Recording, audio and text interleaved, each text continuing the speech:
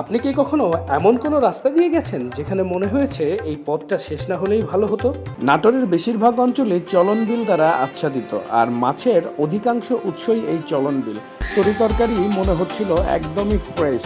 এখন যাচ্ছি কোথায়? আমরা এখন যাব মিনিট পাঁচেক অপেক্ষা করার পরে সেই শ্রদ্ধেয় বড় ভাই এসে উপস্থিত হলেন। এইসব দৃশ্য আসলে অনেক বছর পরে দেখতে পেলাম, যার পাশে রয়েছে একটি নিঃসঙ্গ বট গাছ। অভয়াশ্রমের পাশাপাশি এখানে হাঁসের একটা খামারও দেখতে পাচ্ছি। এই দিকটায় কিছু বাড়িঘর রয়েছে, এখানে অনেকেই বসবাস। কখনো এমন কোনো রাস্তা দিয়ে গেছেন যেখানে মনে হয়েছে এই পথটা শেষ না হলেই ভালো হতো, অথবা এমন কোনো জায়গা যেখানে পৌঁছে মনে হয়েছে এতদিন এটা চোখের আড়ালেই ছিল কিভাবে? আজকের এই ভিডিওতে আমি আপনাকে নিয়ে যাব এমনই এক অজানা সৌন্দর্যের মাঝে, যেখানে রাস্তা কথা বলে, হাওয়ায় মিশে থাকে প্রশান্তি, আর প্রকৃতি নিজেই হয়ে ওঠে জীবন্ত এক গল্প। চলুন শুরু করা যাক আমাদের সেই যাত্রা।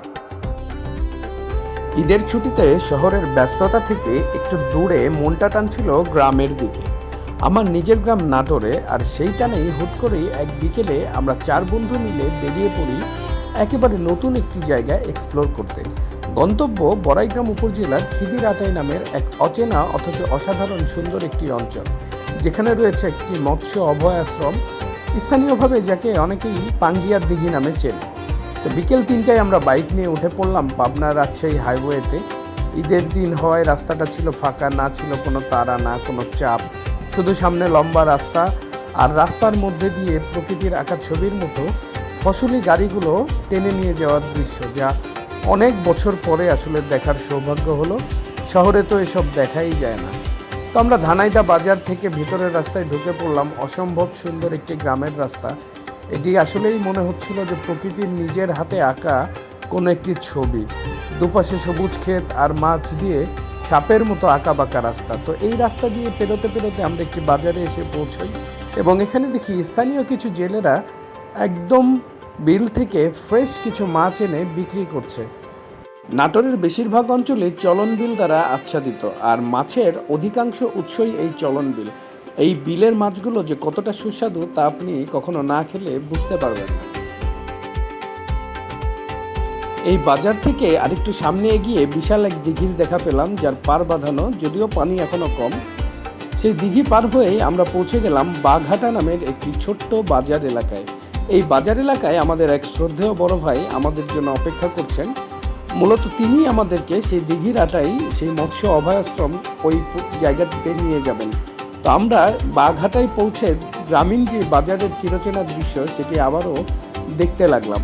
এখানে বেশ আশেপাশের অঞ্চলের জায়গা জমি থেকে চাষ করা মাছ এবং নানা রকম শাকসবজি নিয়ে পসরা সাজিয়ে তারা বসে আছেন। তো বহুদিন পর এমন ছোটোখাটো একটা বাজার দেখে বেশ ভালো লাগলো।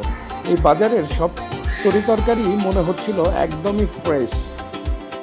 ঈদের পরের দিন হওয়ায় যদিও ক্রেতার সংখ্যা অনেক কম, তবুও তারা বেশ ভালো মতোই পসরা সাজিয়ে বসে আছে। এর মধ্যে অনেকেই এই ফ্রেশ টমেটো এবং শাকসবজি ক্রয় করতে দেখা যাচ্ছিল।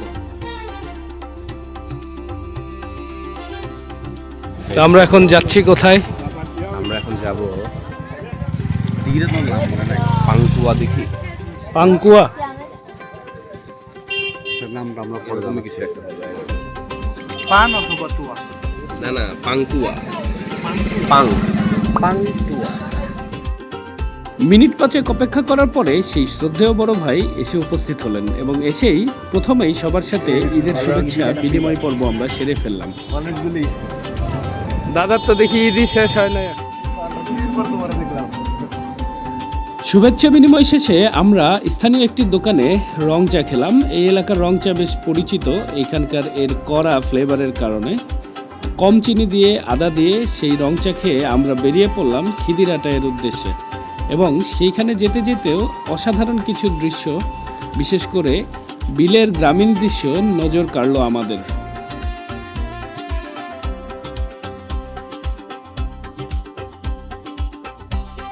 বিলের মধ্যে প্রবেশ করতেই এক পাশে সবুজ ভুট্টার ক্ষেত এবং অপর পাশে সোনালী রঙের গমের ক্ষেত আমাদের যেন অভ্যর্থনা জানাচ্ছিল। গম আর ভুট্টা ছাড়াও অন্যান্য শাকসবজি এবং অল্প কিছু পরিমাণ ধানের চাষও দেখা গেল এই এলাকায়। গম ভুট্টা দেখতে দেখতে আমরা সামনে যখন এগিয়ে যাই তখন এগিয়ে গিয়ে দেখি আমাদের মতো আরও অনেক দর্শনার্থী এসেছে খিদিরহাটের সেই পাঙ্গিয়ার দিঘি ভ্রমণের উদ্দেশ্যে। তো এখন হচ্ছে গমের সিজন ছিল, অলরেডি গম পেকে গেছে সব, দেখতেই পাচ্ছেন। আরেক পাশে এইদিকে ভুট্টার চাষ করা হচ্ছে। সো গ্রাম বাংলার এইসব দৃশ্য আসলে অনেক বছর পরে দেখতে পেলাম, এবং অনেক বছর পরেই এরকম একদম ভরা বিলের মধ্যে ঘুরতে বের হয়ে বেশ ভালোই লাগে। আমরা এখান থেকে যাবো আর একটু সামনে, ওখানে একটা দিঘি আছে। দিঘিটা অনেক বছরের পুরাতন, এবং এই এলাকায় যেটা হয় সেটা হচ্ছে যে কোনো একটা প্লেস একবার পরিচিত হয়ে গেলে সেখানে সবাই যাতায়াত করা শুরু করে। তো এখনও আজকেও দেখছি ঈদ উপলক্ষে অনেক মানুষ ঘুরতে বের হয়েছে, আমরা সামনে গেলে আরও দেখতে পাবেন। তো এই হচ্ছে সেই দিঘি যেখানে আমরা ঘুরতে এসেছি। এটা মূলত সরকারি প্রজেক্টের একটা দিঘি, এটা আরও বড় ছিল, মাঝখান দিয়ে পাড়টা তুলে এটাকে ছোট করে ফেলা হয়েছে। আর এইখানে হচ্ছে আশেপাশের পরিবেশ। এটা আসলে যখন পানিতে পরিপূর্ণ থাকে তখন হচ্ছে চারিদিকে সমুদ্রের মতো একটা ভিউ পাওয়া যায়, মাঝখানে এই টিলাগুলো জেগে থাকে দ্বীপের। আমরা যখন পাঙ্গিয়ার দিঘিতে পৌঁছাই তখন পাঙ্গিয়ার দিঘিতে নেমে এসেছে পড়ন্ত বিকেল, এবং সেখানে আগে থেকেই অনেক দর্শনার্থীরাই উপস্থিত ছিল, এবং যারা আশেপাশের অঞ্চলটিতে হাঁটাহাঁটি করছে এবং ঘুরে বেড়াচ্ছে। তো এখানকার অন্যতম আকর্ষণীয় জায়গা হচ্ছে এই উঁচু টিলাটি, যার পাশে রয়েছে একটি নিঃসঙ্গ বটগাছ, এবং বটগাছ এবং টিলার মাঝখানে রয়েছে একটি হাঁসের খামার। অবশেষে পার হচ্ছি।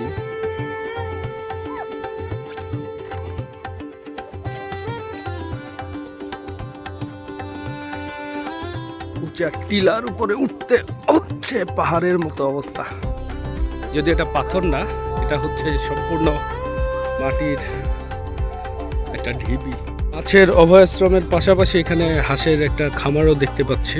এখানে বেশ কিছু হাঁস চাষ করা হচ্ছে, যেহেতু এটা বিল অঞ্চল, বিলের পানিতেই ঘুরে ঘুরে কচুরিপানা এগুলোর মধ্যে থেকে তাদের আসলে খাবারের বেশিরভাগ জোগানই হয়ে যায়। তো এই সেই হাঁসের খামারের কাছাকাছি আমরা পৌঁছেছি। এখানে অনেকগুলো হাঁস রয়েছে, যেটা আসলে এই বিলের প্রাকৃতিক পরিবেশে আসলে এখানে লালন পালন করা হয়। এখানে প্রচুর হাঁস রয়েছে, এরা এই ন্যাচারাল খাবার খেয়ে অভ্যস্ত। এদেরকে এই বিল থেকে প্রাপ্ত লতাপাতা এবং খাবার এদেরকে দেওয়া হয়। আর এটা হচ্ছে এখানকার যারা দেখাশোনা করে তাদের মোটামুটি ওয়েটিং রুমের মতো, বা এখানে তারা বিশ্রাম নেয় এবং আনুষঙ্গিক আরও জিনিসপত্র রাখে। প্রকাণ্ড এই ঢিবিটা দেখতে পাচ্ছেন, এটাই এই অত্র এলাকার মধ্যে সবথেকে চূড়ার মতো। সো অনেকটা পাহাড়ি ভাইব আছে, প্লাস হচ্ছে এই চূড়ার উপরে বসে আসলে বিকালবেলা অনেকে আড্ডা দেয়। তো আমরাও ঘুরতে ঘুরতে এসেছি এখানে আড্ডা দিতে। চলুন দেখি আমরা উঠতে পারি কিনা।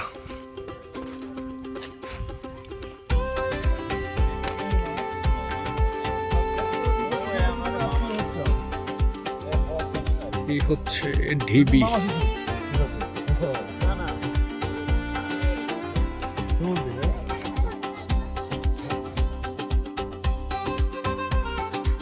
এই দিকটায় কিছু বাড়িঘর রয়েছে, এখানে অনেকেই বসবাস করে, যারা বিশেষ করে এই এলাকায় চাষাবাদ করে এবং জমি জমা ফসল ফলাদি এগুলো রক্ষণাবেক্ষণের কাজ করে। মূলত তারাই এই জায়গাগুলোতে থাকায়, যেহেতু এটা সরকারি জায়গা তাই আপাতত তারা অস্থায়ীভাবেই এইসব এলাকায় বসতি স্থাপন করে এইসব বিলের দেখাশোনা করে। কালের সাক্ষী হয়ে দাঁড়িয়ে থাকা বটগাছের নিচে কিছুক্ষণ বসে প্রশান্তি খুঁজে পেলাম। এরপর সন্ধ্যা নামতে নামতেই আমরা ফিরে চললাম আবার বাড়ির দিকে। অনেকটা পথ যেতে হবে, তাই আজকের ভিডিও এই পর্যন্তই। ভিডিওটি ভালো লাগলে সাবস্ক্রাইব করুন এবং লাইক দিয়ে আমাদের পাশে থাকুন।